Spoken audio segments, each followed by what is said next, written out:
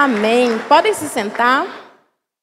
Estamos aí dando abertura, no segundo dia da nossa conferência, sexta conferência em Cristo.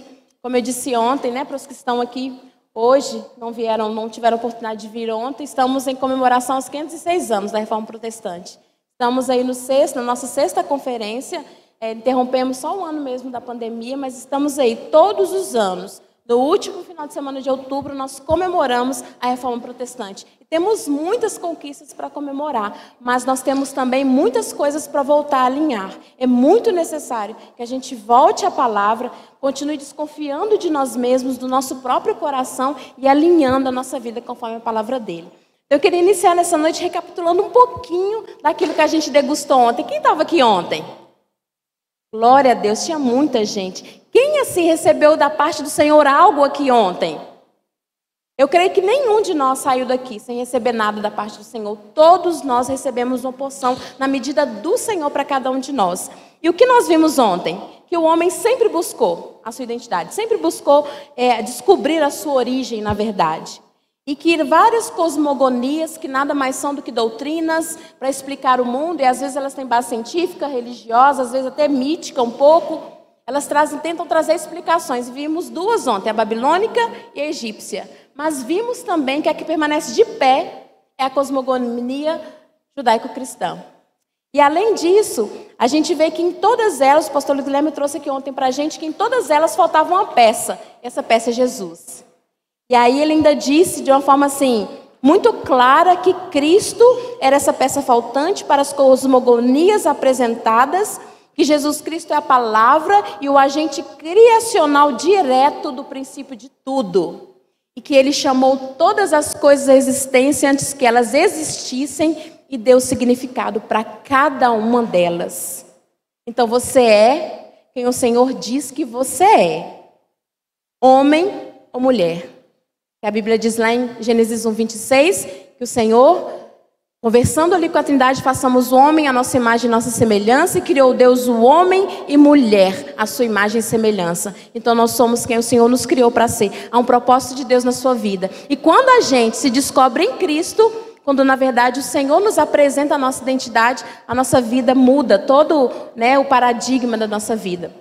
Então, para a gente não delongar muito, hoje nós estamos no nosso momento da segunda palestra. Temos a oportunidade de ter um palestrante muito esperado, viu, pastor Rafael? Estamos assim com o nosso coração cheio de expectativas no Senhor, não em você, mas no Senhor, porque nós sabemos que o Senhor é com você e que você é um servo do Senhor. Então, nós vamos hoje ouvir sobre a palestra Quem Somos. Mas antes, eu queria introduzir como ontem com o texto bíblico. Queria que você fechasse os seus olhos, curvasse a sua cabeça, não porque nós vamos fazer algo místico aqui, não. É apenas para que você se concentre. E eu quero que, quando eu estiver lendo, nós nos avaliássemos como igreja. E será que estamos, como o que Paulo escreveu aqui aos Romanos? Romanos capítulo 1, do 28 ao 32. Feche os seus olhos e preste atenção.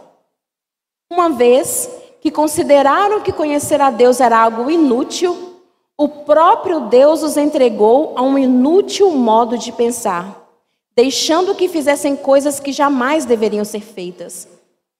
A vida deles se encheu de toda espécie de perversidade, pecado, ganância, ódio, inveja, homicídio, discórdia, engano, malícia e fofocas. Espalham calúnias, odeiam a Deus, são insolentes, orgulhosos e arrogantes. Inventam novas maneiras de pecar e desobedecem a seus pais. Não têm entendimento, quebram suas promessas, não mostram afeição nem misericórdia. Sabem que, de acordo com a justiça de Deus, quem pratica essas coisas merece morrer, mas ainda assim continuam a praticá-las. E o que é pior, incentivam outros a também fazê-lo. Irmãos, essa é uma palavra forte. Aqui, quando a gente começa a ler essas características, a gente fala, é alguém mundano. Mas vamos combinar que tem muito disso dentro da igreja do Senhor, infelizmente. Porque, infelizmente, na igreja visível ainda tem misturado o joio e o trigo. Nós vamos nos deparar com isso muitas vezes.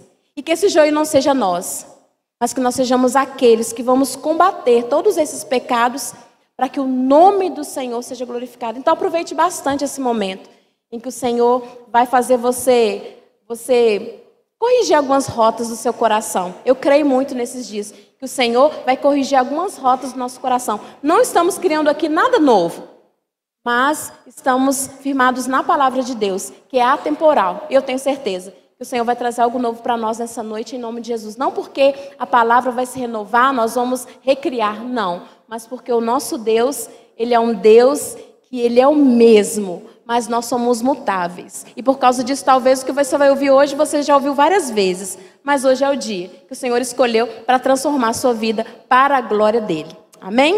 Então, eu queria chamar o pastor Rafael Robert de Souza Teodoro, formado em teologia pelo Seminário Betel, e é pastor e plantador da Igreja Presbiteriana Abrigo. Queria que você aplaudisse ao Senhor pela vida dele e vamos orar por ele. Amém, irmão? Senhor, muito obrigada, Pai. Eu já te agradeço, Senhor, porque, como eu disse mais cedo, se o Senhor não fizesse nada, o Senhor continuaria sendo Deus Todo-Poderoso. Mas o Senhor misericordioso como é, Pai, habita no mais alto e sublime trono, sim, mas também habita no coração do contrito e abatido. Então nós clamamos ao Senhor nessa noite que o Senhor venha tomar a vida do pastor Rafael nas tuas mãos e usá-lo, Pai, como instrumento afiado nas tuas mãos. Que o Senhor livre o pastor Rafael nesse momento, Pai, de toda e qualquer preocupação, de todo cansaço, Pai, que eu sei que a vida dele é bem agitada, mas que o Senhor livre ele nesse momento de tudo aquilo que pode distraí-lo, Pai, daquilo que o Senhor quer fazer através da vida dele nessa noite. Nós pedimos ao Senhor, Pai, que leva cativo também a nossa mente, a obediência de Cristo Jesus, o nosso Senhor, que nós estejamos com os nossos ouvidos atentos e os nossos corações sensíveis à voz do Senhor nessa noite, em nome de Jesus. Amém.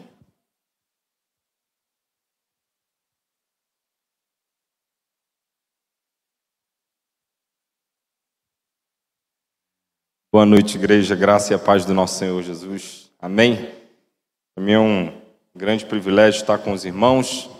Eu digo que eu já me sinto em casa na Igreja Batista em Cristo, né? Cada vez mais em contato aí com os irmãos. Conheci o pastor Maxwell há alguns anos, né? Desde então tenho servido aqui junto ao seminário, né? Já estive aí também no acampamento dos jovens, né?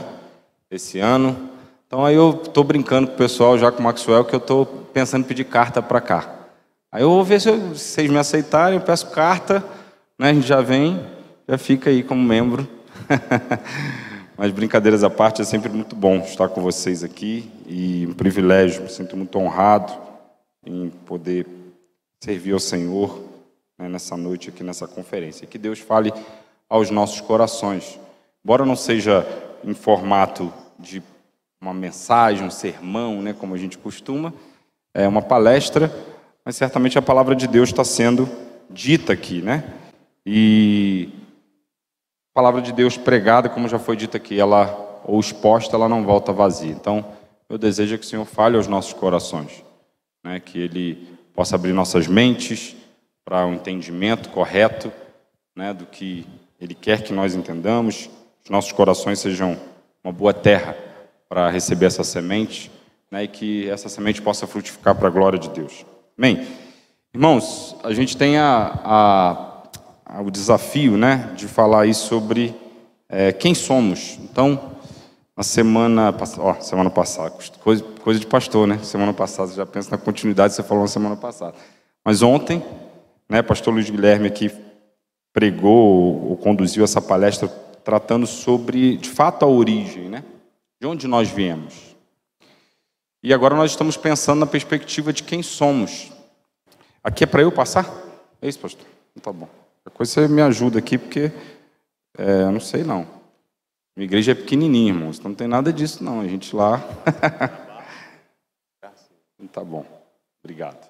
Então, irmãos, quando nós pensamos aqui sobre quem somos... Calma aí. Fiz errado. Uai.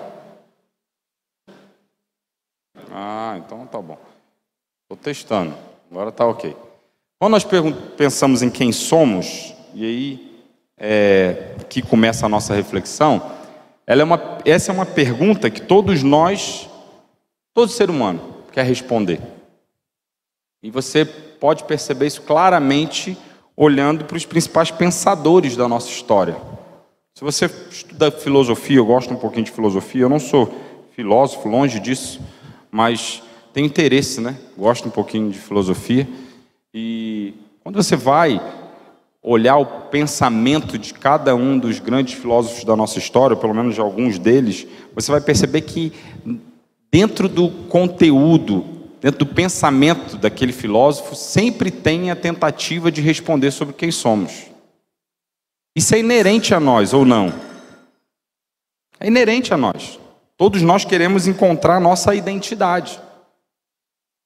Nós sabemos que na infância, por exemplo, é um período da vida que a gente não pergunta isso, não se pergunta isso, não quer se entender. Mas quando você chega ali na fase da adolescência, cadê os adolescentes? Aí tem um adolescente aqui, já começa, né, os conflitos da adolescência, começa a tentar entender quem eu sou. E aí você quer buscar a sua origem, entender suas tradições, mas muitas vezes você questiona algumas tradições do seu pai, você questiona algumas coisas. É um tempo que muitas vezes a gente questiona até a fé, porque a gente está na busca da resposta de quem somos, querendo encontrar a nossa identidade. Porque se nós não temos identidade, nós estamos perdidos no mundo. E essa é uma resposta que todos os filósofos tentaram responder. Então, quando nós vemos em toda a filosofia no decorrer da história, essa é a principal pergunta a ser respondida. E quando ela é respondida, irmãos, nós definimos a identidade. E por que definir a identidade é tão importante? Porque quando nós definimos a identidade, nós definimos nós entendemos o propósito da existência. Todo mundo quer ter um sentido para a vida, encontrar o sentido da vida.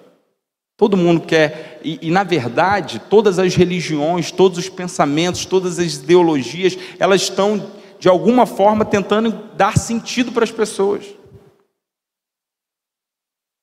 Mas nós só encontramos o sentido se nós entendemos quem somos. Esse é o ponto de partida para a gente entender o propósito da existência. Quando a gente está nessa conferência aqui, em outras palavras, a gente está tratando sobre cosmovisão. O que é cosmovisão? Cosmovisão é a nossa maneira de enxergar a realidade, ou interpretar os fatos. E todo mundo tem uma cosmovisão. Todo mundo, de alguma forma, consciente ou inconsciente, ela responde essas perguntas. De onde eu vim? Quem eu sou? Né? O que está acontecendo no mundo? Qual é o problema do mundo? Porque quando a gente pergunta o que está acontecendo no mundo, não dando spoiler de amanhã, mas, em outras palavras, a gente também está olhando e identificando que é um problema, ou não. Quando a gente acorda de manhã e vê a violência, alguém assaltando, quando você vê o desemprego, quando você vê a fome, quando você fica sabendo lá do que está acontecendo na Palestina, nesse momento, na Ucrânia, a gente até esqueceu já da Ucrânia, né? Cada hora é uma guerra nova, a gente até esquece. São tantos conflitos que de alguma forma as pessoas estão tentando responder, mas qual o problema do mundo? E por fim, qual é a última pergunta? Para onde nós vamos? Ou como se resolve esse problema e qual que é o destino final? Perceba essas 4 perguntas que estão sendo tratadas. Obrigado, minha irmã. Essas 4 perguntas que estão sendo tratadas são perguntas que qualquer ser humano responde consciente ou inconscientemente. Todas as religiões respondem essas perguntas. Todas as ideologias respondem essas perguntas. Todas as filosofias respondem essa pergunta. A grande questão é como que se dão essas respostas. Será que essas respostas são suficientes? E nós estamos em um período, como a Cris falou aqui, que nós precisamos resgatar de fato a nossa raiz cristã, protestante, nesses 506 anos de reforma serem comemorados terça-feira, dia 31, porque nós vivemos em uma igreja hoje afetada pelo secularismo, onde muitas dessas falsas verdades ou inverdades têm adentrado a igreja e de alguma forma começa a confundir a nossa mente. E aí nós estamos muitas vezes respondendo algumas dessas 4 perguntas de forma insatisfatória ou de forma distorcida. E aí o que acontece, irmãos, é que além de não honrarmos a Deus, nós não experimentamos a boa, perfeita e agradável vontade de Deus. Por isso a importância de você entender isso. Eu vou passar, porque eu tenho até que perguntei para a Cris aqui, isso aqui eu preciso disso lá na igreja, hein? Vou levar isso aí, porque eu estouro tempo direto, eu sou fera em estourar tempo, então vai me ajudar bastante isso aí. A gente tem aqui, irmãos, um panorama, né, sobre alguns filósofos da história. Vou tentar ser bem sucinto e didático, porque senão o pessoal vai começar, você já falando de filosofia, que coisa chata, vai começar a dar sono. Vou ser rapidão aqui para a gente tentar só perceber o principal pensamento deles sobre essa pergunta: quem nós somos? Está invertido ali, depois que eu percebi que está invertido, porque Platão vem antes de Aristóteles, e Aristóteles foi discípulo de Platão. E Platão foi discípulo de Sócrates, né, que são os três principais nomes da filosofia antiga: Sócrates, Platão e Aristóteles. Então vamos começar do segundo ali, que depois que eu percebi o meu erro. Platão, falando cronologicamente, para ele, o que é o ser humano? Quem nós somos? E ele trouxe essa resposta. A resposta de Platão é que nós somos um ser dividido e mutável. Você já ouviu falar do mito da caverna? Quem já ouviu falar disso, pelo menos na escola, muitos anos atrás aí? Só, gente? Pode falar. Não, eu lembro, lá na escola, não lembro exatamente o que é, mas do mito da caverna eu lembro de alguma coisa, pastor.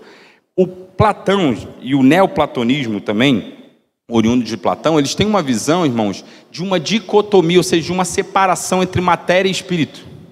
Para Platão, o homem de fato é o espírito. O corpo dele, a matéria, ela é inferior ao espírito, na verdade aprisiona o espírito, e a grande busca do ser humano, ou o propósito do ser humano, é conseguir se libertar da matéria. Irmãos, isso foi tão prejudicial, e eu vou fazer algumas considerações ao pensamento deles. Esse é um pensamento que influenciou muito a igreja cristã. Que isso, pastor? Verdade. Muita da nossa igreja cristã, e aí eu estou falando de 2000 anos de igreja, principalmente no período medieval, foi influenciada pelo platonismo. Muitos cristãos, inclusive, começavam a achar que o corpo era ruim, se autoflagelavam. Você nunca ouviu falar disso? Se entregavam ao sofrimento do corpo, ou para que o corpo sofresse, para de alguma forma libertar, porque o que importa é o espírito. Mas nem todos iam para esse extremo. Mas pense em modelos ascéticos, né? Ascetismo é essa separação, ascéticos mais brandos, como o monastério. Quem é o espiritual? É aquele homem que se tranca lá e só ora, ele só pensa no espírito. E aí eu me lembro, por exemplo, de um texto bíblico, né, quando está Pedro, Tiago e João em cima de um monte com Jesus, e aí tem naquele monte, né, a transfiguração. E aí eles veem algo fantástico ali. Eles têm um pequeno vislumbre da eternidade, irmãos. Eles sentem um gozo maravilhoso. E aí o que Pedro propõe? Vamos fazer uma tendinha aqui para cada um. Vamos ficar aqui, está gostoso demais. Mas Jesus fala, não, a gente tem que descer um monte. Quando desce o monte, o que está acontecendo lá embaixo? Você já viu qual é o texto seguinte? Tem um lunático lá que nenhum dos outros discípulos estão conseguindo expulsar o demônio. Perceba como Jesus está mostrando que a espiritualidade não é só a oração, só o espírito. Mas tocar a matéria também é espiritual. A espiritualidade é integral. Jesus se retirava para orar, mas ele curava o doente. Ele não deixava o doente sofrer. Ele curava o doente. Jesus pensava sobretudo no pão da vida, e sem dúvida esse é o foco, irmãos. Sem dúvida. Não estou, como algumas teologias por aí, colocando como se fosse pé de igualdade, não. Mas ele deu pão para o faminto também.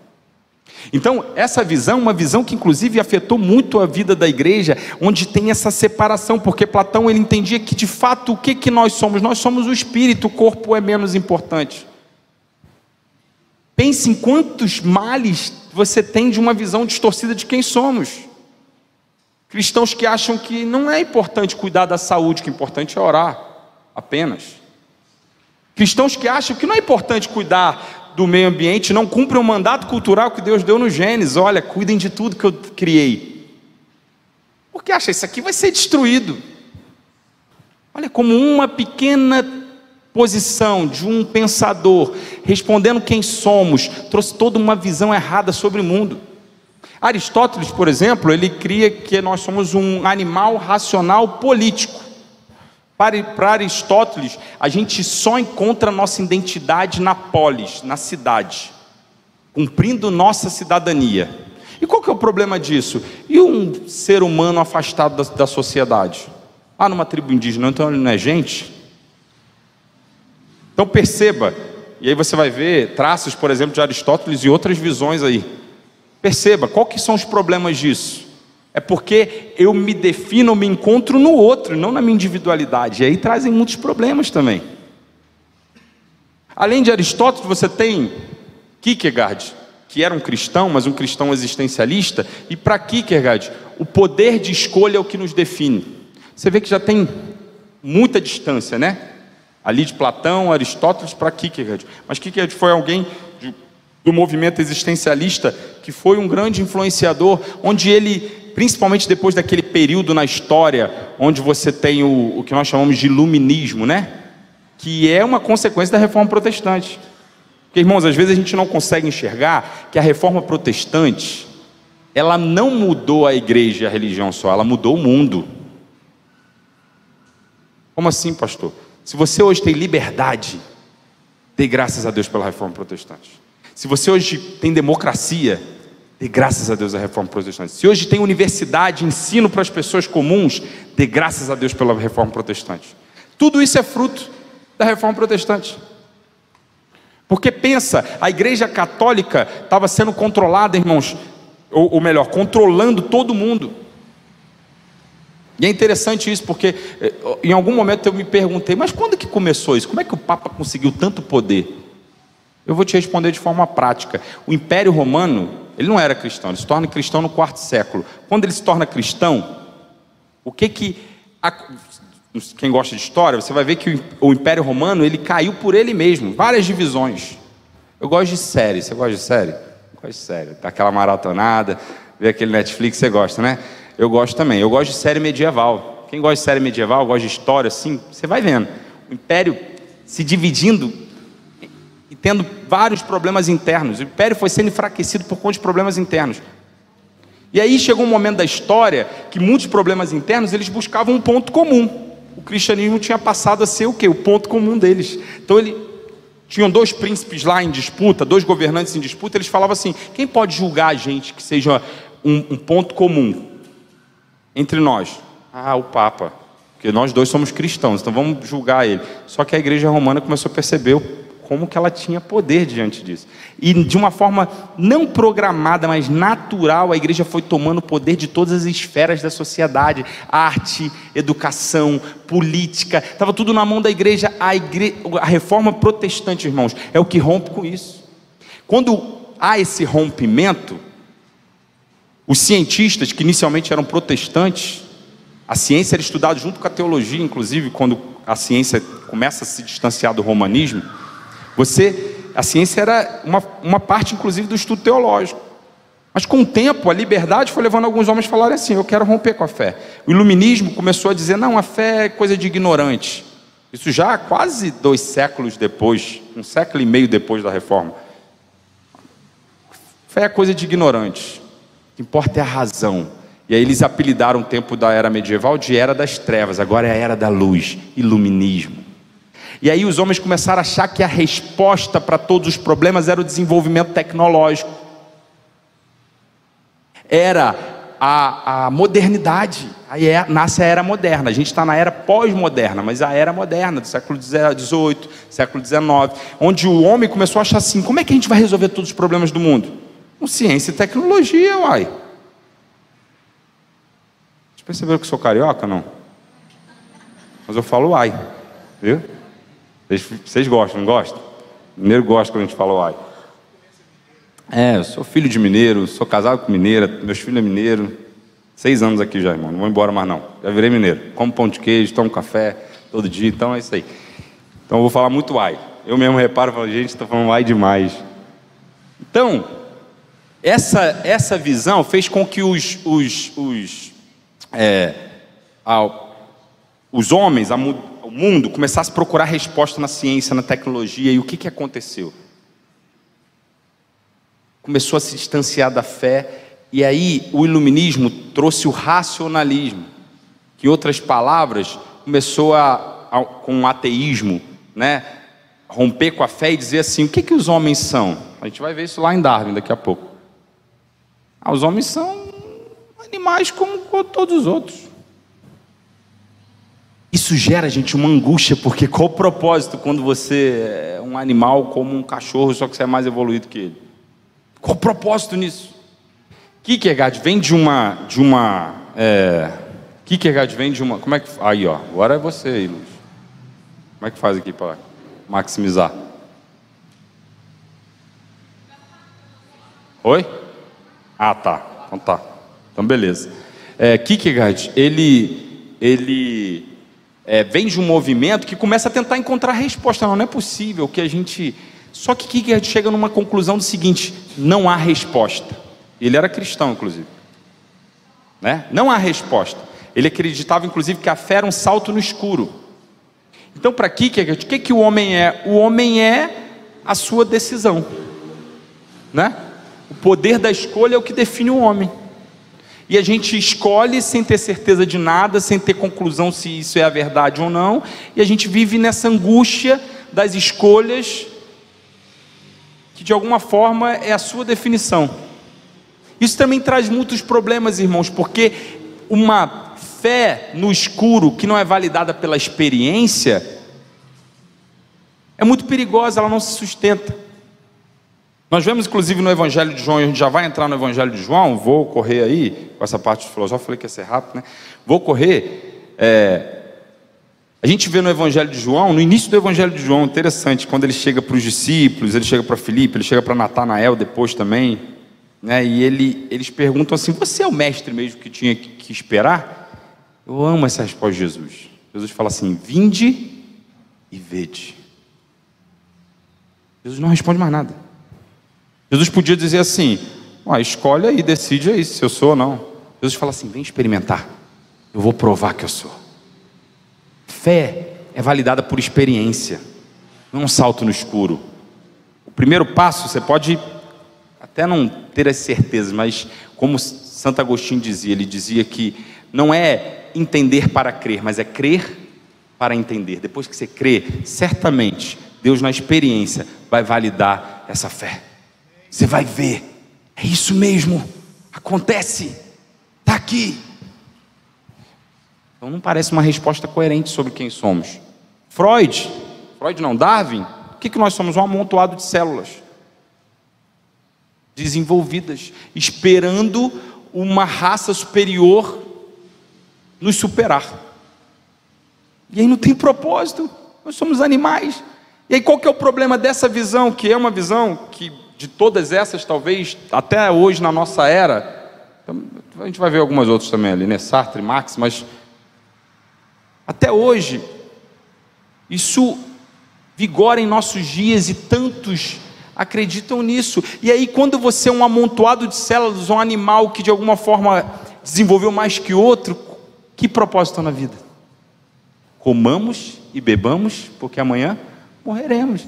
A gente dá pequenos propósitos, a gente tem que ganhar dinheiro, a gente tem que ter o máximo de prazer na vida. E é isso. Irmãos, e quantos problemas vêm disso? Quantos problemas vêm disso? Em Marx, influenciado por muitos desses pensamentos, nós somos um ente coletivo. Eu não vou entrar em ideologia política aqui, irmãos, que eu sei que foi um grande problema na nossa nação, na igreja brasileira. Não quero nem lembrar do que aconteceu no ano passado, para não ter uma ira santa aqui, mas enfim. Então, eu não estou entrando em ideologia, nada disso. Estou falando de pensadores. E Marx, a visão de Marx, aí você concordando com ele ou não, você vai estudar, você vai ver que é isso. O indivíduo, ele não é a prioridade, é o coletivo que é a prioridade. Então os fins justificam os meios. Inclusive, se para o bem comum a gente tiver que pisar no indivíduo, a gente pisa para alcançar o bem comum. Isso é uma visão marxista. Por isso que se defende, por exemplo, a ditadura marxista. Porque ainda que a gente mate milhares de pessoas, o que importa é o bem que a gente vai alcançar posterior a isso. O indivíduo é minimizado. O indivíduo só se encontra, ele só é identificado, ele só encontra a sua identidade quando ele está no coletivo. E aí qual que é o problema disso? O problema disso é que fins justificam meios.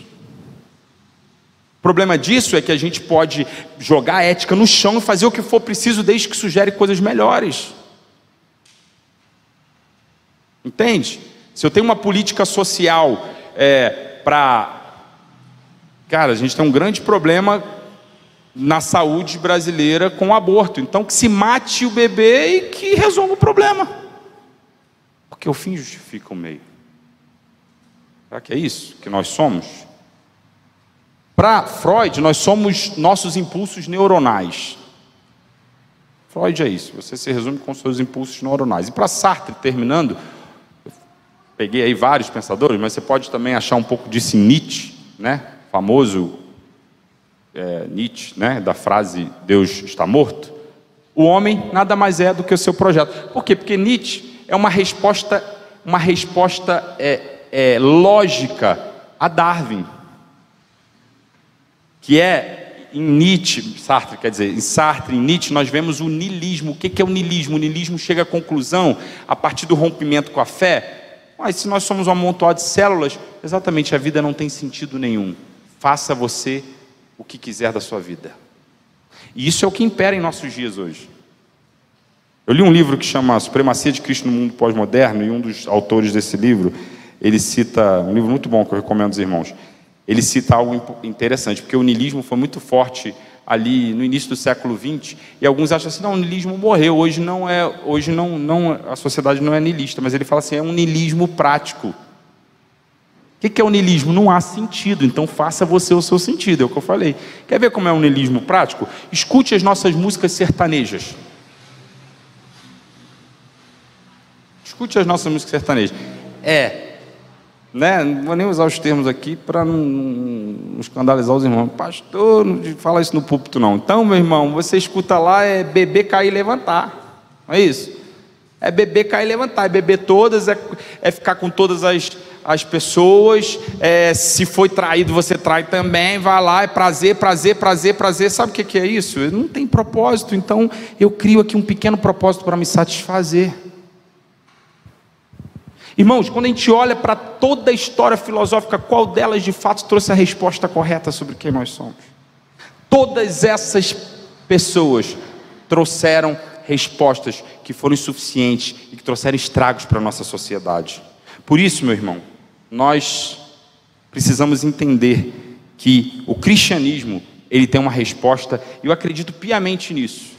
Não é só uma questão de fé, ele é a resposta mais lógica para o nosso mundo. Não é só uma questão de fé, não. É fé sobretudo. Mas ele é a resposta mais coerente para o nosso mundo. Porque o cristianismo trata o problema pela raiz. Ele trata, e aí amanhã vamos falar mais disso, mas qual que é o problema no mundo e como estamos vivendo no mundo? O problema se chama pecado, irmãos. E ali começa a nossa crise de identidade. Abra comigo aí, agora a gente vai para a Bíblia. Gênesis capítulo 3. Gênesis capítulo 3. Gênesis capítulo 3. Eu vou passar bem rápido, porque a gente ainda vai entrar no Evangelho de João. É só uma citação aqui para você ver a crise identitária. Gênesis capítulo 3. A queda do homem. Eu quero só ler alguns versículos. Você conhece bem essa história. Eu não vou ler a história toda, mas olha o verso 8. Então, ouvindo a voz do Senhor Deus que passeava no jardim pela viração do dia, como era de costume, o homem e a sua mulher esconderam-se da presença do Senhor entre as árvores do jardim. Chamou, porém, o Senhor Deus o homem e lhe perguntou: onde estás? Ele respondeu: ouvi a tua voz no jardim, tive medo porque estava nu e escondi-me. Perguntou-lhe Deus: quem te mostrou que estavas nu? Comeste da árvore que eu te ordenei que não comesse? Disse o homem: a mulher que me deste por companheira deu-me da árvore e eu comi. Então disse o Senhor Deus à mulher: que é isso que fizeste? Respondeu a mulher: a serpente me enganou e eu comi. Disse, pois, o Senhor à serpente: por que fizeste isso? Maldita és entre todos os animais domésticos e entre todos os animais do campo. E aí o texto continua. Eu vou pular um pouquinho aqui. E aí o texto vai mostrar aqui todas as consequências do pecado. Mas olha que interessante, quando chega no verso 21, fez o Senhor Deus vestimenta de peles para Adão e sua mulher e os vestiu. Então disse o Senhor Deus: o homem agora se tornou como um de nós, conhecendo bem o mal, não aconteça que ele estenda a mão e tome também da árvore da vida e coma e viva eternamente. O Senhor Deus, pois, o lançou para fora do jardim do Éden. Irmãos, você lembra aqui, eu acabei não lendo o verso, mas quando eles caem, qual é a reação natural dos homens? Nós lemos isso, se esconderam. Mas o que eles fazem também? Eles fazem folhas de figueira. Eles tentam resolver o problema do jeito deles. Eles veem que estão nus, e aqui acabou a inocência humana, eles tentam resolver o problema do jeito deles. E na tentativa de resolver o problema do jeito deles, eles estão demonstrando como começa essa crise de identidade a partir do pecado. Porque percebeu uma coisa, e conta um pouquinho antes, por que Deus encontrou eles? Porque Deus costumeiramente vinha na viração do dia. O texto diz que antes do pecado, Adão todo dia, na viração do dia, tinha um encontro com Deus. Alguns dizem assim, deve ter sido muito difícil para Adão, né? Ele olhar para trás e pensar assim, caramba, aquela mamata acabou, hein? Tem gente que acha que o trabalho, inclusive, é fruto do pecado. Não, irmãos, o cansaço ao trabalho é fruto do pecado. Adão já trabalhava para caramba, ele deu nome para todos os animais, ele lavrava a terra, ele cuidava da terra, ele era jardineiro. E ele tinha que dominar tudo aquilo ali, ser o administrador do jardim de Deus. Trabalhava, agora tem cansaço quando trabalha, isso é fruto do pecado. Mas você acha que o maior arrependimento de Adão foi por conta do cansaço?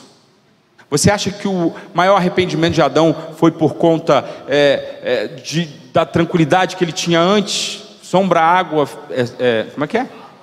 Água? Não, sombra. Mas tem uma coisa antes no ditado, não tem não? Sombra e água fresca. Então, dei uma viajada aqui, isso mesmo, sombra e água fresca. Então, Adão sentiu falta, irmãos, sobretudo, eu não posso afirmar isso, mas se Adão entendeu alguma coisa, a maior falta, irmãos, é que no dia seguinte, Deus nunca mais veio na viração do dia. Ali, irmãos, começa uma crise de identidade. O homem tenta se esconder, o homem tenta resolver o problema de si mesmo. Ele, ao invés de ir nu para Deus, resolve o problema, ele tenta resolver o problema do seu jeito. Mas Deus tinha um jeito já para resolver. Verso 21, fez Senhor Deus vestimenta de peles para Adão e sua mulher e os vestiu. Essa é a primeira tipologia do Antigo Testamento. O que é tipologia? É um tipo de Cristo que a gente diz na teologia. É algo que aponta para Cristo. Pastor, mas talvez alguns saibam, mas talvez alguns digam assim, mas eu nunca imaginei que isso apontava para Cristo. O que é a justificação, irmãos? Nós estamos vestidos da justiça de Cristo. Quem foi o cordeiro que foi imolado na cruz por nós, para que a sua justiça estivesse sobre nós, nos vestisse, e agora, como a Cris falou aqui, Romanos capítulo 5, verso 1, nós temos paz com Deus. Deus tinha um jeito de resolver o problema, Deus já estava apontando para Cristo. É ali que você vai resolver esse conflito de identidade que começa hoje, porque só Cristo te aproxima de mim de novo. Quem somos? A nossa confissão de fé, né? E aqui é uma igreja reformada, batista reformada, então vou dizer nossa, porque para nós presbiterianos é muito comum, né, falar da confissão de fé. Mas certamente alguns já ouviram falar da confissão de fé de Westminster, e o Catecismo Maior ele diz assim: qual é o fim último do homem? Glorificar a Deus e gozá-lo para sempre. Qual que é a finalidade do homem? Era aquele encontro na viração do dia, mas o pecado rompe com isso. O homem tenta nesse conflito de identidade resolver o problema do jeito dele, mas Deus já mostrou desde o Éden, tem um jeito de resolver esse conflito de identidade. Eu vou resolver esse conflito de identidade. Não tenta resolver do seu jeito com folha de figueira, não, tentar dar um jeitinho, não. Com as suas ideologias, com as suas folhas de figueira. Não tenta dar um jeitinho com a sua filosofia, não. Eu sei como resolve o conflito da identidade. Só em Cristo, justificado em Cristo, você se aproxima de mim, você encontra quem você é, você resolve esse conflito. Irmãos, quando nós vamos para a mulher samaritana, e aí pensando aqui no Evangelho de João, que é o que nós queremos mais explorar, irmãos, eu queria que vocês abrissem a Bíblia em João capítulo 4 comigo. Você vai ver que o texto da mulher samaritana, sobretudo, está nos falando disso. O tempo está correndo, está nos falando disso. Irmãos, parem e prestem atenção. A gente está criando essas palestras também embasando muito em um livro, né, que é Os Indicadores Fragmentados de N.T. Wright. O N.T. Wright fala algo interessante sobre o Evangelho de João, que eu confesso que eu nunca tinha notado. O Evangelho de João, irmãos, ele tem um propósito principal, que é revelar Cristo como Deus. Você precisa entender isso. Tem 4 evangelhos. São 4 pessoas contando a mesma história, mas cada um com um propósito diferente. Mateus quer mostrar Jesus como rei, como Messias. Por isso que está mais perto do Antigo Testamento, porque ele é o livro que mais escreve para os judeus, para que os judeus reconhecessem que ele era o Messias aguardado, o rei. Marcos tem aquele Jesus da ação. O livro de Marcos é curto, Jesus da ação. Lucas fala do evangelho social. Mas João está mostrando Jesus como Deus. É no evangelho de João que você vê Jesus falando assim: eles disseram isso para vocês, mas em verdade, eu vos digo. É no evangelho de João que você tem os eu sou. Você sabia que um judeu não conjugava o verbo ser na primeira pessoa, por conta da revelação de Deus a Moisés? Como Deus se revela a Moisés? O eu sou, digam para eles, o eu sou te enviou. Jesus tem coragem de dizer, eu sou. O que Jesus está dizendo ali quando ele fala eu sou? Sou Deus. Mas é interessante a perspectiva que N.T. Wright traz para o Evangelho de João, e eu tenho percebido como é uma verdade realmente desde esses dias estudando para essa palestra. O Evangelho de João não só está falando sobre quem Deus é, mas sobre quem nós somos.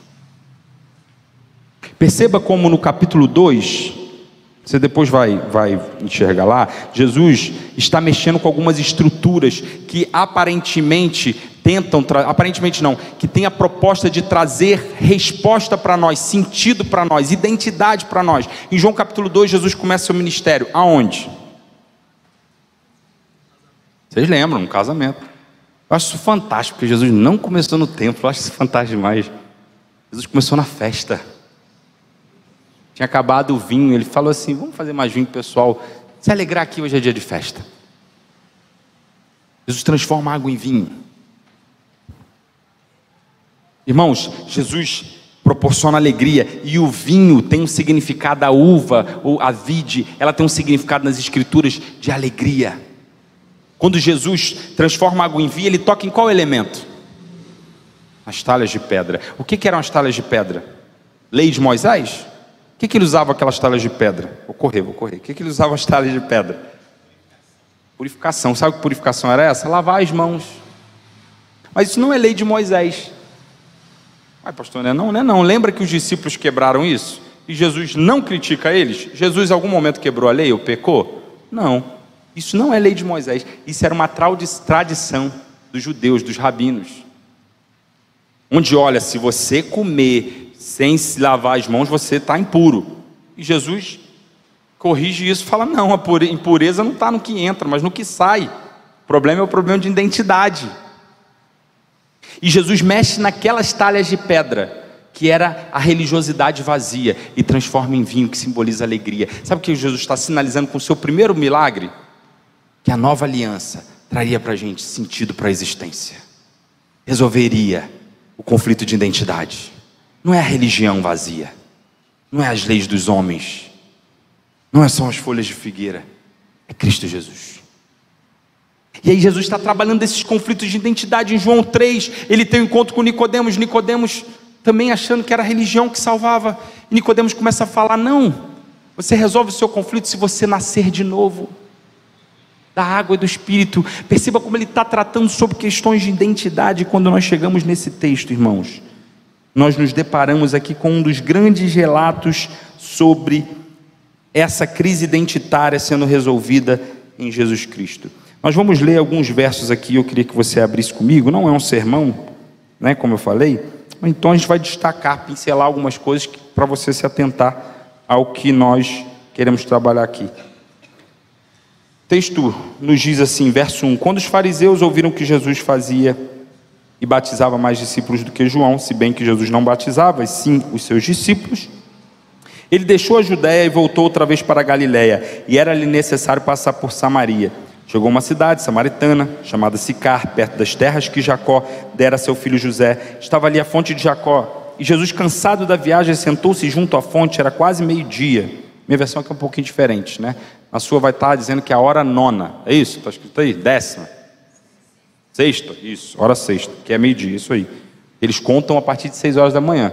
Então, 6, 7, 8, 9, 10, 11, meio-dia. Beleza?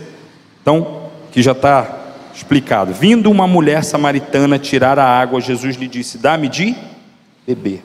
Seus discípulos tinham ido à cidade comprar comida. Disse-lhe a mulher samaritana: como sendo tu judeu me pedes de beber, a mim que sou mulher samaritana?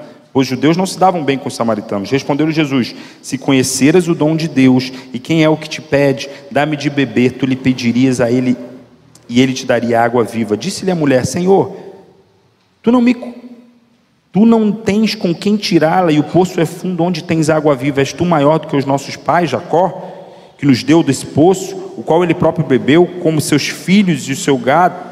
Com seus filhos e seu gado? Respondeu Jesus: todo aquele que beber desta água tornará a ter sede, mas aquele que beber da água que eu lhe der, nunca mais terá sede. Deveras a água que eu lhe der,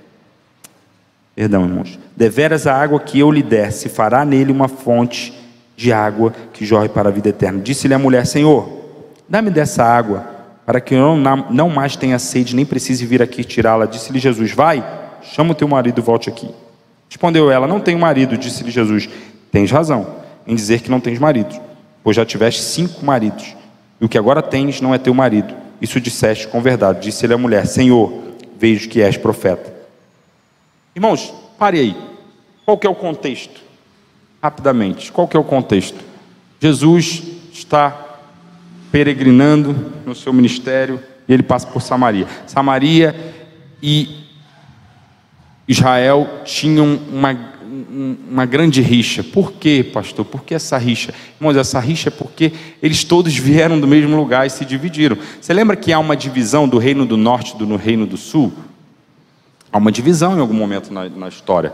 O reino do norte é chamado de Israel, o reino do sul é chamado de Judá. Houveram exílios nos 2 lugares. De Judá demorou mais, que é o exílio que a gente conhece mais, o babilônico. Mas houve um exílio também no norte, que é o exílio assírio. Quando teve esse exílio, a diferença de Judá, que foi toda destruída e o povo foi levado para a Babilônia, é que o exílio da Samaria, né, de Samaria, do povo de Israel, do reino do norte, é que os assírios, eles povoaram Samaria. E aí começou a acontecer o que em Samaria? Muito sincretismo. Então o judeu tinha uma visão tipo assim: eles não são judeus puros, eles são hereges, são idólatras. E de fato, a cidade de Samaria foi tomada de um grande sincretismo religioso. Então havia essa disputa. E aí, voltando para o nosso texto, Jesus está passando, é meio-dia, sol rachando na Palestina. Imagina, sol rachando. Aquela mulher está indo num horário que ninguém ia buscar água, porque ela está se escondendo de alguma coisa. Outra coisa, buscar água não era coisa de homem, era coisa de mulher. O ambiente é diferente. E de repente ela vê lá um judeu parado, meio-dia, e puxa papo com ela.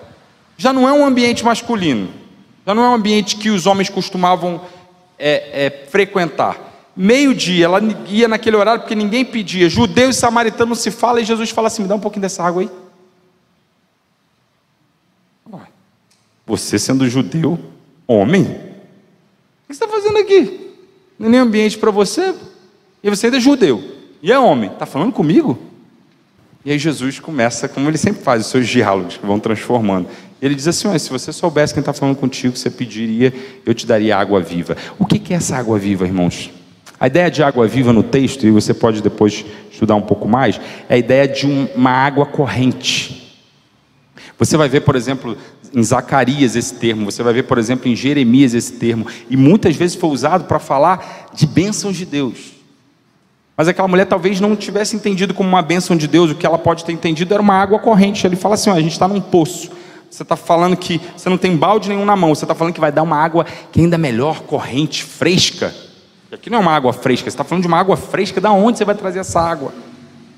E Jesus está tratando de água, irmãos. E Jesus está tratando dessa questão porque ele está tratando um conflito de identidade.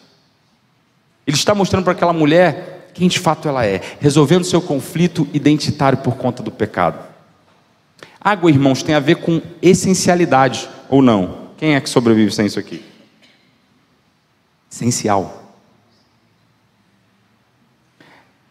Sede tem a ver com saciedade.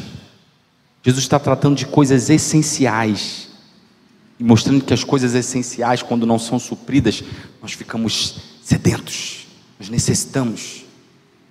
Agora, o mais interessante é que quando Jesus fala dessa água da vida, e ela, que água é essa, e Jesus começa a responder para ela essas questões, ela, em algum momento, percebe que ele é um homem diferente, e quando ela fala, então me dá dessa água, Jesus abruptamente fala assim, chama o teu marido. Alguém já se perguntou por que Jesus pergunta isso?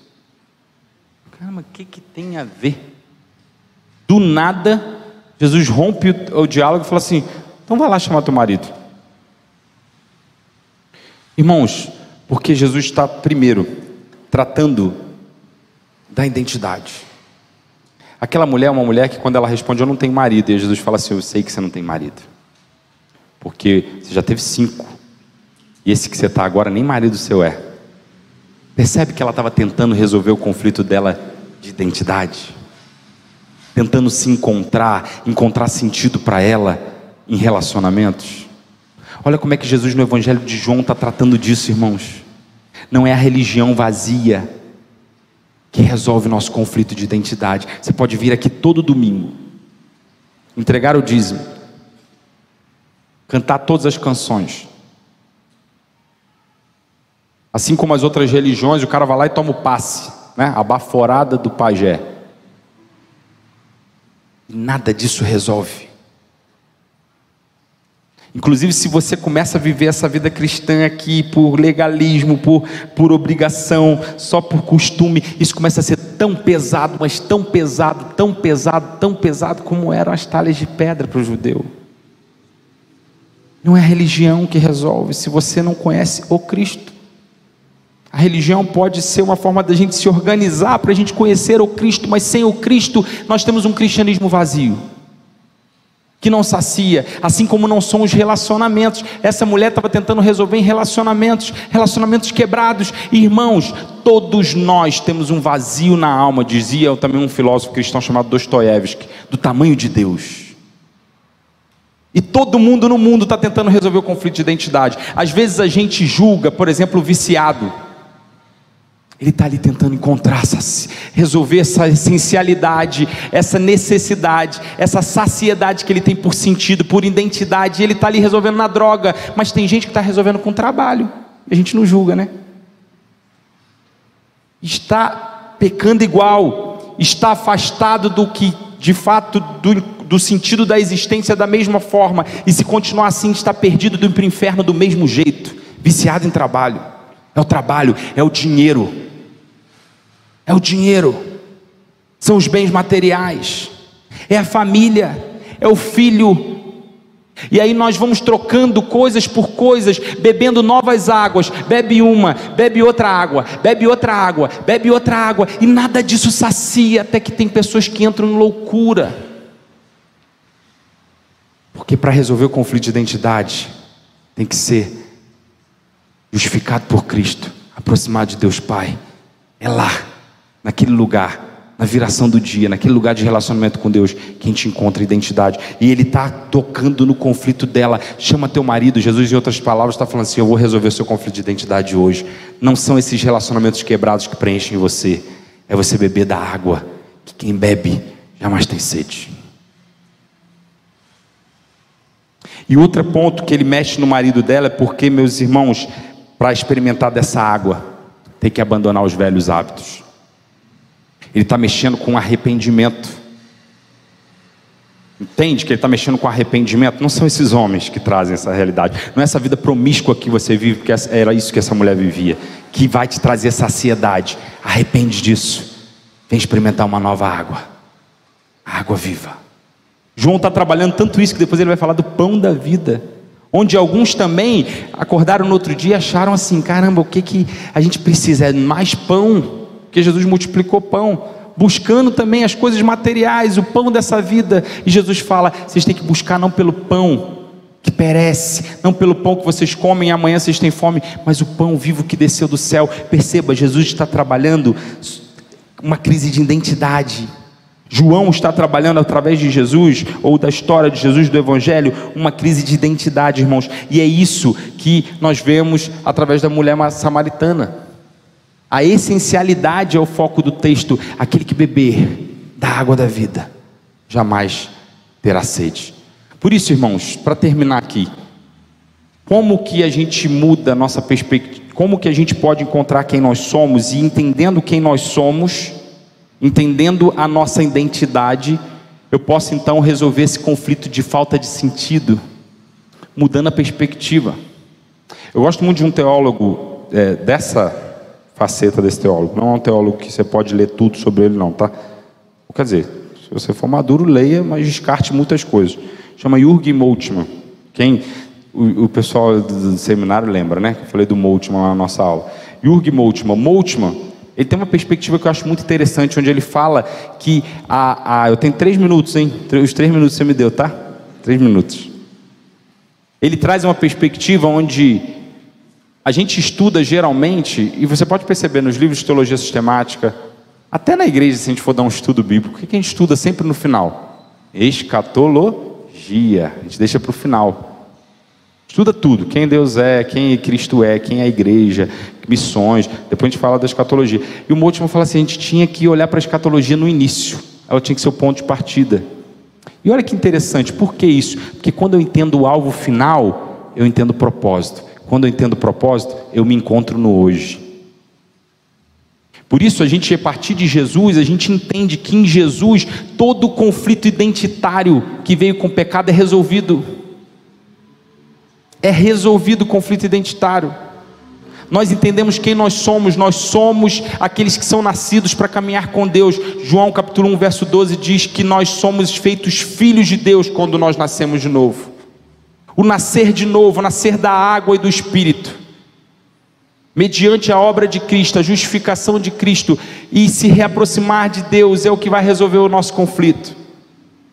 Resolvendo o conflito, irmãos, a gente entende, Jesus está resolvendo o conflito do mundo inteiro, porque o pecado não tocou só na humanidade, ele tocou em toda a realidade criada.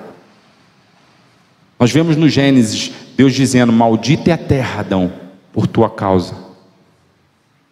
Por que há tanta maldade no mundo? Fruto do pecado. Por que há catástrofes naturais? Fruto do pecado. Pode parecer simplista, irmãos, mas não é. Pode parecer uma resposta insignificante. Vinde, vede. Vem, experimenta. Conhece Cristo. Se aproxima de Deus por meio de Cristo Jesus. Você vai ver como o que estava embaçado para interpretar a realidade é limpo. E a partir de agora, entendendo quem você é, entendendo qual é o problema do mundo, e vendo que Jesus está resolvendo o problema do mundo, e que Ele prometeu que um dia esse mundo será resolvido 100%, que um dia será pleno, nós não teremos mais a realidade do pecado nos afetando. Olhando esse alvo final, eu começo a viver hoje com propósito, entendendo quem eu sou, caminhando hoje da maneira correta. Muitos de nós, irmãos, estão tentando resolver os conflitos nos lugares errados, quando a gente tem a resposta, a água da vida. Irmãos, para terminar, voltando ao Evangelho de João, mas isso aí meio rapidão. Voltando ao Evangelho de João, a gente vai ver que logo depois, em João capítulo 4 ainda, Jesus começa a tratar, você pode ver no seu texto aí, ela começa a tratar sobre adoração. Percebe como, o que João está construindo ali? Quando você resolve o conflito então, de identidade, entende que o que você precisa não são relacionamentos quebrados, ou até um relacionamento saudável também não vai te preencher, não vai. Quando você entende qual que é a água que vai matar a sua sede, onde que você resolve o seu conflito de identidade, você entende quem você é, isso te conduz ao resgate para o que nós fomos criados, adoração. Perceba que depois que Jesus trata disso com ela, o texto dá enfoque na adoração. Onde é que nós temos que adorar então? Me responde, Jesus. Em Samaria, no Monte Gerizim, ou em Jerusalém? Porque houve um templo construído no Monte Gerizim que foi destruído, né? Não o templo lá que conta nas Escrituras. E ela fala: onde é que a gente tem que adorar? Onde os samaritanos adoram, onde os judeus adoram? Ele fala assim: não importa o lugar. Não é essa perspectiva. É a quem. É com quem você está. É onde seu coração está. Aí você resolveu o conflito. Aí você entendeu. Aí você é um adorador que adora em espírito e em verdade, que resgatou o sentido de termos sido criados. Glorificar a Deus, conhecer a Deus, se beneficiar do prazer, do deleite que há na presença de Deus. Nosso coração foi criado para isso. Em nenhum outro lugar nós vamos nos aquietar. Santo Agostinho diz isso: fizeste no Senhor para ti, e o nosso coração anda inquieto enquanto não descansar em ti. Eu queria que você abrisse para nós terminarmos aqui Efésios capítulo 1, verso 23, e eu termino aqui para a gente abrir para as perguntas. Efésios capítulo 1, verso 23, onde nós percebemos que não só quando nós entendemos, irmãos, quem nós somos, e aí é a minha deixa aqui para a palestra de amanhã. Quando nós entendemos quem nós somos, nós entendemos nosso lugar no mundo. Entendendo o nosso lugar no mundo, a gente entende por que a gente está aqui, o que a gente tem que fazer aqui. Efésios 1, verso 23 diz assim, meus irmãos, 22 e 23, perdão. Deus sujeitou todas as coisas debaixo dos seus pés, e sobre todas as coisas constituiu cabeça da igreja, que é o seu corpo, a plenitude daquele que enche tudo em todos. Irmãos, verso 21 diz: acima de todo principado, autoridade, poder, domínio, de todo nome que se nomeie, não só neste século, Ele tem o poder. Ele foi colocado com autoridade sobre todo mundo. Mas olha o que o verso 22 diz: Deus sujeitou todas essas coisas debaixo dos pés de Cristo. E Ele deu essas coisas a quem? A igreja, que é o seu corpo. Sabe o que é ser corpo de Cristo? Não quer dizer só que nós estamos unidos a Cristo, quer dizer que nós manifestamos Cristo. Às vezes a gente não ora e fala assim: Senhor, mas há muita... Senhor, ajuda os moradores de rua. Mas você já foi resposta da sua própria oração, irmão? Porque você é a mão de Deus no mundo. Senhor, você tem que abençoar mais as pessoas lá do hospital. Mas você já fez alguma visita no hospital, meu irmão? Porque você é o abraço de Deus no mundo. Você é a boca de Deus no mundo. Você é os pés de Deus no mundo. Você revela Deus ao mundo. Esse conflito de identidade que você resolveu, agora resolvido, entendendo quem você é, seu lugar no mundo é manifestar isso também aos demais, para a glória de Cristo Jesus, para que mais pessoas encontrem da água viva e possam se saciar, assim como você se saciou. Manifeste Cristo. Entendi quem eu sou, entendi qual é o meu lugar no mundo, agora deixa eu manifestar isso para que outros também conheçam essa verdade. Que Deus nos abençoe, irmãos. Espero que isso tenha alertado, aberto nossa mente para entendermos quem nós somos. Como a Cris falou aqui no início, não deixe que as ideologias vazias desse mundo, que a gente passou por elas no início para mostrar isso, como elas são insatisfatórias para responder e resolver o problema da humanidade. Qual dessas ideologias resolveu o problema da humanidade, irmãos? Qual delas? Não coloque expectativa nisso. É Lula ou Bolsonaro? Nenhum nem outro vai resolver o problema do mundo. Não estou dizendo que você tem que se escapar e não pensar de forma prática como resolver. Mas perceba, às vezes a gente tem uma idolatria até na política. A gente começa a colocar nossa expectativa de resolver o mundo na política, nas ideologias, na própria religião. É Cristo Jesus, irmãos. É Cristo Jesus, é a água que mata a sede do homem, que resolve o conflito de identidade que começou no Éden. Que Deus assim nos abençoe. Amém? Amém. Glória a Deus. Agora, irmãos, nós vamos passar para o momento das perguntas. Espero que, assim como ontem, vocês bombardeiem o nosso irmão aqui, tá? Não, aí não, hein? Por favor, agora estou indo embora. Uma pergunta lá. Tem uma pergunta lá atrás.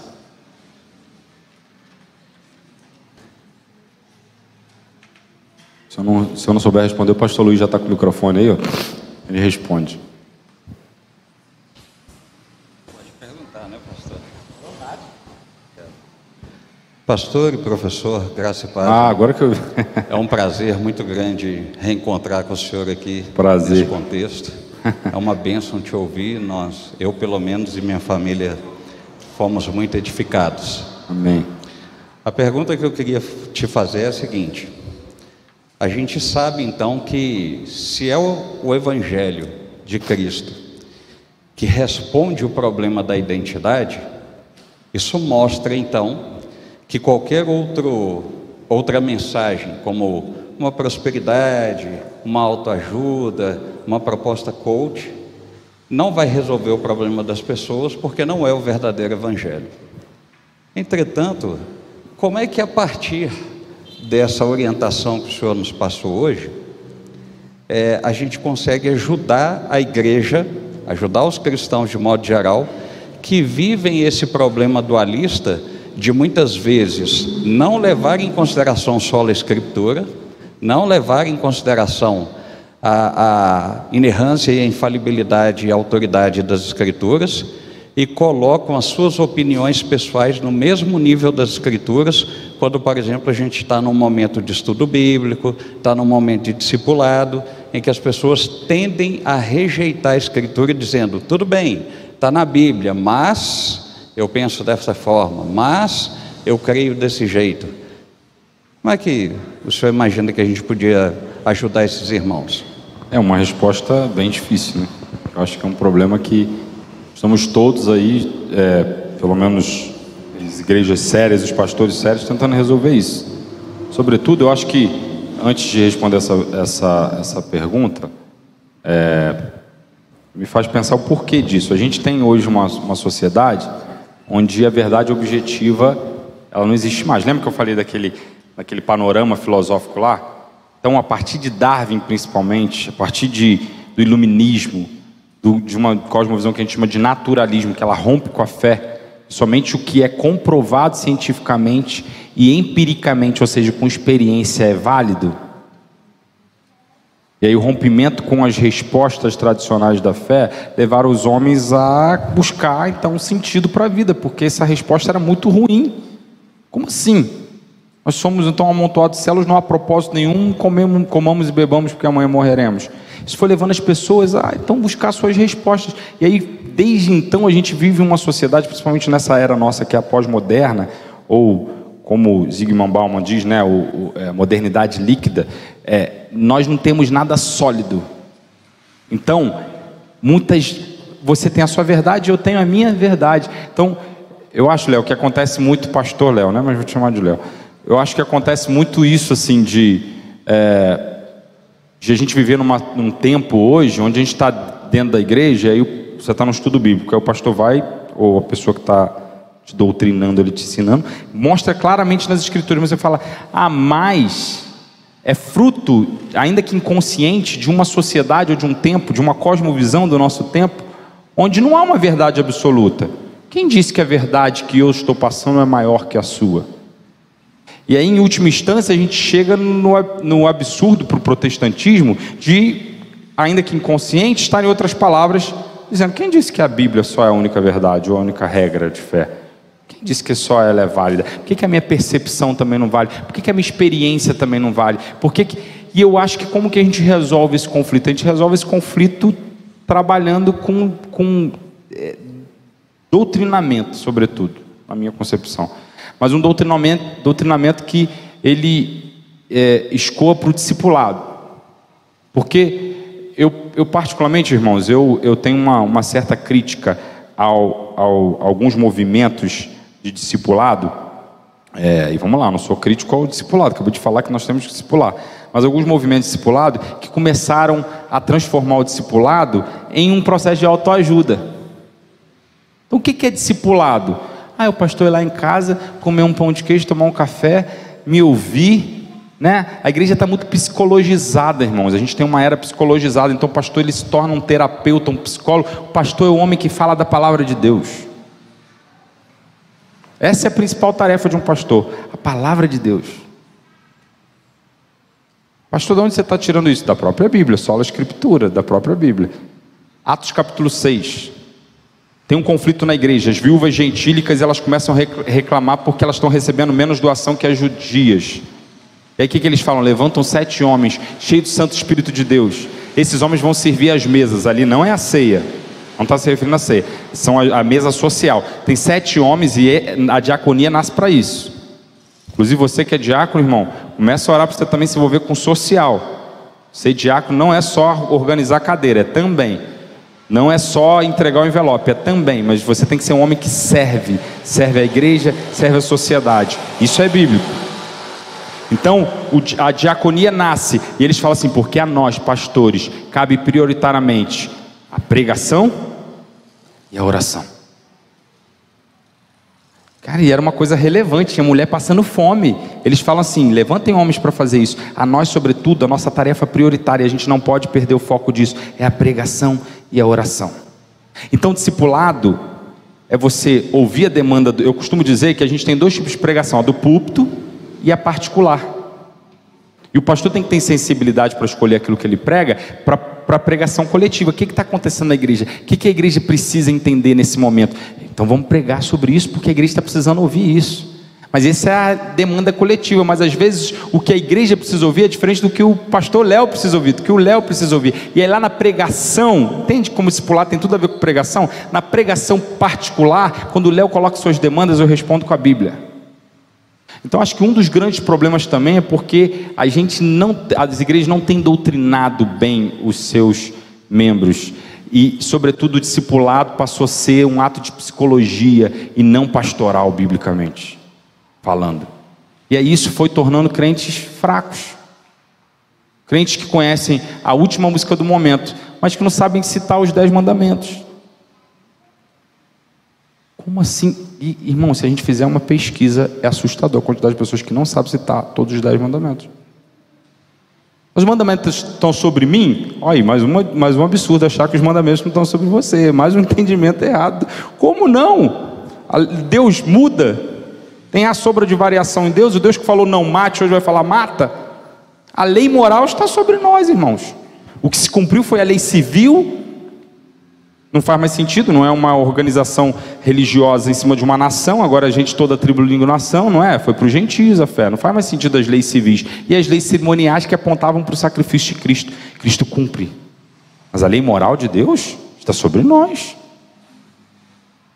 A gente nem sequer sabe. Então, acho que pode parecer uma resposta simples, mas é o doutrinamento. Eu estava lendo é interessante como nós, que somos reformados, a gente, né, os calvinistas, quantos pastores se dizem reformados nunca leram Calvino?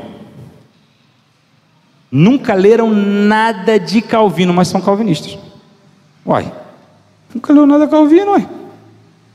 E mais do que ler Calvino, irmãos, é ler a Bíblia, tá? Não estou aqui levantando Calvino, esse pastor é presbiteriano, não gosta de falar de Calvino. Não, Lutero, seja o que for, mas nós, chamados reformados, viemos de Calvino, historicamente, tá? Aí outro papo, porque tem 4 reformas. Tem a reforma protestante que começa com Lutero, mas tem outras reformas, novos movimentos que nascem. Os chamados reformados são da reforma suíça, em Calvino, Genebra. Mas enfim, outros 500. E aí lendo Calvino, por que Genebra foi tão... Depois vocês pesquisem sobre como que impactou a sociedade. Doutrina.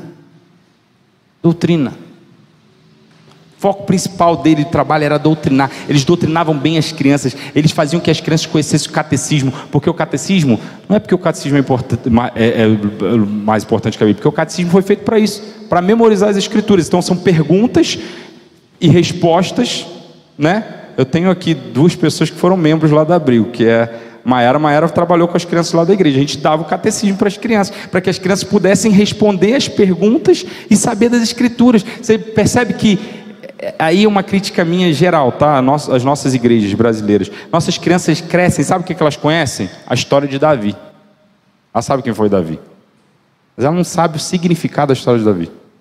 Ela sabe que Jonas entrou na barriga do peixe. Mas ela nem sabe que aqueles 3 dias apontam para a ressurreição de Cristo. E muitos cristãos já adultos não sabem. Quando Jesus está falando o sinal de Jonas, é falando o seguinte: eu vou morrer, ressuscitar, assim como Jonas. Jonas provavelmente morreu e ressuscitou, meu irmão. Você acha que ficar 3 dias dentro de um peixe ele fica vivo? Ai, pastor, você mexeu com a minha cabeça. Irmão. Não sabe, as crianças não sabem. Só que quando elas chegam na escola e na faculdade, eles doutrinam muito bem. Eles doutrinam. Aí depois a gente não sabe por que as nossas crianças estão querendo aborto. Por que nossos jovens estão indo para a ideologia de gênero. Por que tipo de doutrina nós como igreja, sobretudo começando em casa, damos para as nossas crianças? Para mim a resposta está aí. Porque a doutrina precisa ser tão sólida que eles entendam que aquela é a verdade de Deus. Respondido? Mais alguma pergunta aí? Rafa, primeiramente eu louvo a Deus por termos pessoas no meio da igreja, igual o senhor, que traz uma sabedoria tão profunda para a gente. Então eu glorifico muito a Deus por termos pessoas assim, ter o Luiz Guilherme, que trouxe uma palestra maravilhosa igual ontem. Mas fazendo um adentro em uma pessoa que o senhor acabou de citar, Zygmunt Bauman, ele afirma que a modernidade é líquida, ou seja, que nós não temos mais nada sólido em nossa sociedade. E de fato, se nós olharmos para a nossa sociedade hoje, o gênero, ele é fluido, ele não é sólido. A vida, que agora a vida ultra-interina já não é considerada vida, não é uma coisa sólida, é líquida. Quando a gente olha para as nossas relações, sejam elas amorosas ou familiares, elas também estão se diluindo. Dito tudo isso, como que um cristão, de fato, ele consegue não só se portar, mas proclamar Cristo de uma forma sólida em uma sociedade que é completamente líquida? Só pergunta fácil. Eu também, vamos orar. Primeiro a gente dobra o joelho e fala, Deus, como é que faz? Mas eu gosto de uma afirmação do Mark Driscoll, que ele fala que a igreja tem que ter um evangelho de duas mãos. Tim Keller também trabalhava essa questão de nós conhecermos bem as escrituras, a gente fazia exegese bíblica, mas ele falava de uma outra exegese, que é a exegese cultural. Eu acho que a gente precisa, quando o Mark Driscoll fala de evangelho de duas mãos, ele fala que uma mão é fechada e outra aberta. Qual é a mão fechada? A mão da doutrina. A doutrina é fechada. O que a Bíblia diz que é certo desde que foi escrito. Que é errado, que é pecado, que é verdade. Mas qual é a mão aberta? A mão da contextualização. A gente precisa entender bem nosso tempo, porque senão a nossa mensagem não é inteligível. Então muitas das coisas que a gente ainda propõe dentro das nossas igrejas, como que a gente constitui as nossas igrejas, elas não estão conectando com o nosso tempo. E eu não estou dizendo que a gente tem que contextualizar tudo, porque tem uma mão fechada, tem coisa que é escrito. Se está escrito e prescrito, meu amigo, fecha a mão. Não muda isso é inflexível. Mas a gente precisa entender melhor o nosso tempo. Então, por exemplo, quantos são os nossos projetos dentro das universidades e como é que a gente faz nossos projetos dentro da universidade? Que está formando a mente das pessoas. Entende? A gente faz o quê? Célula lá dentro. Aí faz modelo de igreja dentro da universidade. Você acha que os jovens vão estar lá? A não ser que seja uma célula diferente. Estou dizendo que isso não tenha êxito, mas eu estou dizendo que a gente precisa pensar em modelos que conectem com a sociedade desse tempo. Modelos que sejam menos religiosos às vezes. Eu não vou ter todas as respostas, mas eu acho que é essa exegese cultural, onde a gente consegue entender bem nosso mundo e consegue passar o evangelho de uma forma que seja inteligível para o nosso tempo. E aí a gente tem que repensar N coisas. N coisas. Eu costumo, para ser mais objetivo que já terminar a resposta, eu costumo dizer que assim, a gente vai evangelizar, e a gente canta assim, né? Eu brinco. Lembra daquela música? Antigamente essa música fez sucesso. Esse é o som da sua noiva, esse é o som da sua igreja. Quem conhece essa música? Lembra dessa música? É antiga, né? Só quem é velho de igreja. O povo novo, tá vendo? Sou velho já. Então, aí o cara vai cantar essa música na praça lá. Primeiro, será que a gente tem que estar nas praças? Porque quando os crentes iam para as praças, é porque a praça era o lugar de expor o pensamento, você sabia? Antigamente os debates, inclusive, aconteciam nas praças. Entende? Eu, por exemplo, sou um cara muito fechado para a rede social. Fica assim, não vou postar na rede social. Um dia lendo, esses dias, estudando sobre essa questão, eu falei, gente, não tem como. Se a gente quer ser relevante para o nosso tempo, a gente tem que estar na rede social. Porque as pessoas estão lá, não estão nas praças. Aí o cara, não estou dizendo que não tenha êxito, tá? O cara que está lá gritando na praça, falando, Jesus, lá na Praça 7, eu trabalho lá na Praça 7, tem gente lá gritando, eu não estou dizendo que tenha êxito, a palavra de Deus não volta vazia, pode ser que salve. Mas ele não está entendendo seu tempo, não é mais na praça o ambiente de debate, é nas redes. Entende? Não é com modelo, às vezes, de culto que a gente vai conseguir conectar lá na universidade. Então, qual que é? A gente precisa ler nosso tempo. Mas na doutrina, na pregação, ser firme. Porque o evangelho vai ofender a eles como ofendeu a nós. Mas ler nosso tempo para conseguir propor coisas inteligíveis. E aí, dentro dessa proposta líquida, como é que a gente se entra lá dentro? É papo para muita conversa, mas eu acho que é por aí, entendeu? Não deu para responder toda essa tua, não. Depois a gente... Graça e paz. Primeiro, agradecer por essa palestra, foi muito ilustrativa e assim, de muito grande entendimento. Mas a minha pergunta é a seguinte, né? Nos tempos de hoje, a gente tem uma ignorância bem menor em relação a transtornos mentais e transtornos de personalidade. Esses transtornos, né, genéticos, seja de vários fatores que chegam até a gente, eles atingem tanto nós cristãos quanto os ímpios, né, digamos assim. E eu gostaria de saber como imputar a identidade de Cristo em pessoas em cristãos mesmos que sofrem de transtornos de personalidade, transtornos mentais, sofrem de ansiedade, de depressão, e muitas das vezes, por estarem doentes, né, eles não conseguem se ver com essa identidade em Cristo. E eu queria saber como que a gente pode trazer isso para essas pessoas que sofrem com isso e têm sua identidade assim dilacerada, né? A gente tem Spurgeon, por exemplo, né, que sofria muito com uma gota que ele tinha uma depressão muito profunda. Eu via que ali ele conseguia manter sua identidade. Mas como isso acontece? Gente, vocês pegaram pesado contigo assim ontem? É só a pergunta que você escreveu um livro para o cara conseguir responder. É difícil demais. Mas como diria um bom mineiro, essa é difícil. Não sei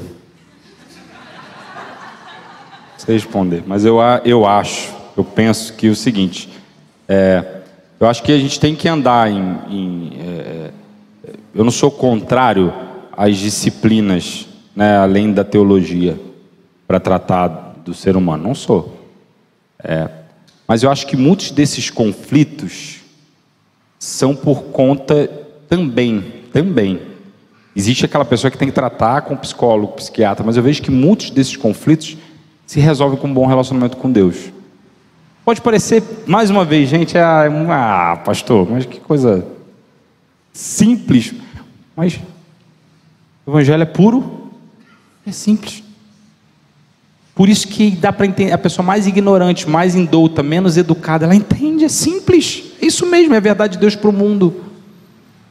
Entende? Eu vejo que assim, eu costumava dizer isso lá na nossa igreja. Às vezes a pessoa está passando por um problema. A primeira coisa que ela busca, em vez de buscar Deus, oração, leitura da palavra, um pastor, ela busca um psicólogo, terapeuta. Entende? E às vezes tem gente que precisa de terapeuta, mas eu acho que se nós fôssemos cristãos maduros, sérios, que tivéssemos um relacionamento com Deus relevante, constante, eu acho que talvez 60% dos cristãos não iriam procurar terapeuta, eles iam resolver seus problemas com Deus.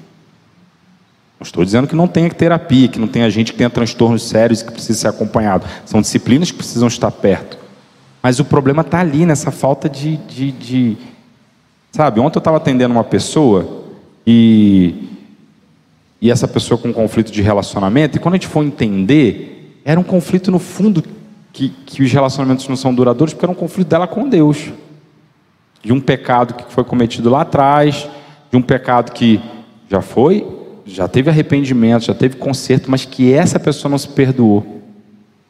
Não precisa de terapeuta para isso, era ela encontrar. E aí o que eu trabalhei com ela? Eu falei assim, você percebe que você está diminuindo o sacrifício de Cristo? Naquele dia que Cristo morreu, Ele estava levando esse seu pecado lá na cruz. Ele nem se lembra, você fica com essa crise, ele nem lembra desse pecado. Você vai falar com ele e fala, quê? Qual pecado? Cara, mata o esquecimento, sei não. Nova criatura, nova página, identidade restaurada. Cristo vestiu você, nas folhas de figueira. Cristo vestiu você, nova identidade. A partir de agora você resgatou. Então acho que muitos dos conflitos são resolvidos de fato com um relacionamento profícuo com Cristo, um relacionamento próximo com Cristo. Agora, a gente vai perceber na vida pastoral, no discipulado, que algumas pessoas vão precisar sim de remédio, pessoas vão precisar, e aí tem que ser um acompanhamento, né, duplo ali, né, um trabalho conjunto, multidisciplinar, para ajudar essas pessoas. Mas assim, mais uma vez, eu não sei se eu respondi, mas eu acho que é por aí, entendeu? Acho que é por aí. Spurgeon, eu sofria da ansiedade. Tem coisas que a gente da depressão, tem gente que só vai resolver, tem coisas que a gente só vai resolver na eternidade, irmãos. Tem coisas que a gente só vai resolver, mas se a gente estiver bem com Deus, a gente vai conseguir suportar essas coisas, porque Paulo disse, eu suporto todas as coisas em Cristo Jesus. Às vezes a gente está insuportável porque a gente está passando sozinho. Está passando sozinho. Quanto que a gente ora por dia? A gente está numa sociedade corrida pra caramba, mas todo mundo que gosta de série vê lá seus 40 minutos por dia lá, para acompanhar a série. Não é? E a gente ora 10, 5, não ora. Não lê a palavra, está longe de Deus. Começa a ter esse conflito de identidade de novo. Porque a gente foi liberto, mas Romanos 6 diz isso. A gente está liberto, não está mais naquela corrente, mas a gente pode botar a nossa mão e se acorrentar de novo. Eu posso ter 3 minutos, não é por causa dos 3 minutos, não? E o pessoal lá atrás também ajudando. Eles estão colocando tempo vencido, tempo vencido. Tempo vencido, mas é ótimo. isso. Glória a Deus. Vamos ficar de pé, irmãos, para a gente orar e finalizar? Quem aqui está impactado com o que Deus tem feito nessa conferência? Amém, né, irmãos? Glória a Deus. Pastor, que bênção. Eu estou assim, extasiado. Que palestra fantástica. Glória a Deus pela sua vida. Que Deus continue te abençoando, você, sua família, seus vários filhos. Em nome de Jesus, que você continue sendo bênção onde quer que você vá, meu irmão. Em nome de Jesus. Vamos orar, irmão, finalizando. Senhor, nós glorificamos ao Senhor, Deus, por mais uma noite fantástica na presença do Senhor, Deus. O Senhor tem estado no controle, como sempre esteve, Deus, direcionando para que tudo seja feito conforme a Tua vontade, para a honra e glória do Teu santo nome, Deus. Mais um dia eu peço, Pai, que em nome de Jesus o Senhor possa nos levar em paz e em segurança para as nossas casas, que nós possamos ter uma boa noite de descanso, para que amanhã estejamos aqui mais uma vez, Pai, para sermos alimentados do Senhor, aprender mais do Senhor, conhecer mais o Senhor. Esse sempre foi o nosso desejo, Deus. Fique conosco e continue, Pai, nos encaminhando, nos mostrando a verdadeira postura que um cristão deve ter. Esse é o nosso desejo e a nossa oração, em nome de Jesus. E que a bênção de Deus Pai, a graça de Deus Filho e as doces consolações do Santo Espírito estejam com cada um de nós, não só hoje, mas para todos sempre. Amém. Graças a Deus. Deus abençoe, irmãos.